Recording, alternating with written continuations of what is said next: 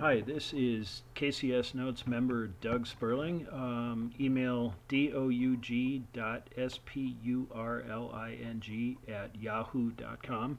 I'm going to talk a little bit about a couple of little known Kansas City Southern lines and features in Kansas City, and then a little bit about what some historic maps can show us about that, and then how this research is going to continue over the next few months and what kind of product we're going to end up with when it's done. So this is Google Earth. It's a free software from Google that lets you look at a digital globe, and you can you can make and save changes in here to KMZ files and describe stuff, draw stuff, and show stuff. For this project, I went and got a bunch of pictures of old Sanborn maps. These are screenshots. In fact, right there you can see part of the that's not part of the Sanborn map. That's part of the control system for the software I was using. So these are screenshots of Sanborn maps that were presented by somebody, and I did this because the Library of Congress is in process of scanning and putting online free its entire collection of Sanborn maps. The reason Library of Congress has a comprehensive collection of Sanborn maps is because the maps were placed there by the Sanborn or Sanborn Paris Company when they were produced for the purpose of getting copyright protection. So that's why they were put there, and so the Library of Congress is scanning them, putting them online now, and I keep waiting for Kansas City to come online, and time passes and it keeps not coming online, and I got impatient and wanted to move this ahead, so I went and got screenshots from somewhere else, and this is a very messy thing that we will live with until I can give you something better, because the Library of Congress put it online. The other thing we're going to get for some of this is valuation maps. I'll talk a little bit about that shortly. So I'm going to select the folder that contains all these valuation map plates and pieces actually of plates, and I'm going to fade it so that we can see both the old stuff, the old historic maps, and the current junk that's there now. And we're going to zoom in on this area and maybe bring this back out a little bit, and you can see the Kansas City Southern Railroad Station, and that's something that is not well known these days, but KCS initially operated out of its own little station that they called Grand Central Depot. It was down on Wyandotte and between 2nd Street and 3rd Street. And the interesting thing for this inquiry is that you can see already I believe these plates are from, these plates are from the 1895 to 1907 edition of the Sanborn maps, and you can see that already in that time period Sanborn is showing a spur coming off here and then continuing up, I forget what this street is. That's Delaware maybe, or well, we can find out quickly. Gonna turn on the streets, and I think that'll tell us. No, it won't tell us, and the reason it won't tell us, is because the freeway cuts through here now. Let's get down there, and I really want to know actually now. Well, I guess this is actually probably May Street down here. So anyway, and you can see now remember, these sheets, they have a complicated history. So these were published initially following a survey. They were published in 1895 following a survey of the area by Sanborn's own agents and surveyors in, say, a year before that or something, so say 1894. And then they were corrected subsequently by those same agents following like field checks every year. So, so you can see here that the line is shown curving up into May Street from near the station, and then it disappears. That's because there were changes, and they kept track of those changes by producing new little drawings and then physically gluing or pasting the new little drawings over what used to be there. So you know, stuff came and went that way, and it's tough to read, but there the railroad track appears again, and then it goes into this building, Western Electric Company, and in this time period, it's not appearing again. And so I stopped grabbing screenshots because it doesn't appear again down here after that. Anyway, that became apparently that represents an early stage in the freight line that we're going to talk about. Now I'm going to open a later edition of the maps. And here we'll just give this some fade so it goes away, and I'm going to turn on some of the later plates and give all this some fade so we can see stuff. And now we get down here. I'm going to bring this back for a second. At a certain point, now you notice, remember these are screenshots, so the resolution is not great. You can see what I was talking about here. Grand Central Depot used to be there, and by the time of this, well, here, let's back up a little. So this atlas is called the 1907 Atlas, and the same basic atlas, so the atlas was issued in that year for Kansas City by the fire insurance company. And then updated over and over for many years until 1939. So that's you know, 32 years. And at some point in there, the Kansas City Union Station that we all know was built, and eventually Kansas City Southern joined the Union Station, and they stopped using this building, and they probably demolished it.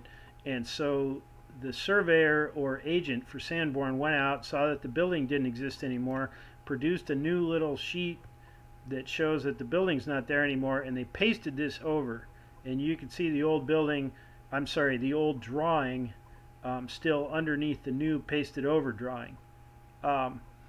But the interesting thing for this inquiry is now, relative to the older maps, the yard has been developed. Oh, and I should bring up one point. So that means this is a complex hybrid object that sort of shows the situation in 1939, but it has quite a life history. This particular atlas, the ones in the Library of Congress are, in general, they are the original issued maps, and they were not corrected year by year like this. The Sanborn agents did not go back to Library of Congress and correct everything in those books every year. They did, however, correct this particular book, and so that may, what do we got going on here? Let's turn this off. I want to know why these plates are not fading out for me. I've got to sort of troubleshoot this. There we go. Okay. Not sure why they weren't fading out for me. Okay, so you can see a couple of things here. It's very tough to see. There is a remedy for that. You can start turning off stuff and see, you know, uncover it a little bit. You're looking through many images. So this is May Street, and you can see now Sanborn is showing the trackage. And here we are up into 7th Street. You know, these are spurs, and you can see they were switching and parking cars right in the street. Here's a spur going into a building. Here's another spur coming into a building. If if we turn this up a little, we can see that better. Apparently it was maybe going to the service the printing company, and on and on. Now at this particular date, notice this is 8th Street and May. At this particular date in time, this particular date being probably 1939, when the atlas was supposedly last changed, you can see that at some point probably the track sort of continued in an earlier drawing, and the agent came in and pasted over and showed that there were no more tracks. So this is not necessarily a good resource for understanding how the tracks worked in earlier years, but apparently in 1939 there was still some version of this arrangement. However, there probably was more stuff up here according to our written report, and by 1939 it was gone. This atlas was updated to show that situation, and so this is not a way of finding out about whatever was here, but it is a way of finding out that possibly by 1939 this sort of may have been gone. So this is interesting. It's not definitive. It's for all times and all purposes, but it is very interesting. A couple other things to quick look at. This is quite fascinating. The parts of the line are physically still there. So here's the freeway. Here's May Street. And in fact, interestingly, see that faint line right there? Google is actually still showing this as the street, the right-of-way. I assume that's extinct, really, at this point. Anyway, if we get some street view and go down in here, we can see that, in fact, the tracks are still intact. And there they are. And the freeway is sort of behind this grassy knoll. But you can see that the tracks powered right up that hill at 6 to 7%, something like that. And this was operated by Shays for many years, early in the 20th century. So I find that quite interesting, and I will be digging up more information about this. Which information will I be digging up? Well, two kinds, as I alluded earlier. We're going to get better Sanborns, much more usable, much cleaner, from the Library of Congress, and that should be happening over the next, well, it's supposed to, I think, be done by 2020, so over the next, less than a year, hopefully. The other thing that I can get that should show this area well is valuation maps from the National Archives, and I have a way to do that. There are some complications with finding the maps for this particular line, but we're working through that, and I hope to have these maps, and then we can georeference those and have really quite detailed information about this. And as time passes, hopefully there will be enough information for things like an article, and maybe things like a digital model, like a trains model or something like that. I do just want to take a second to sort of look at this stuff. Kansas City was one of the more interesting environments around. Well, still is.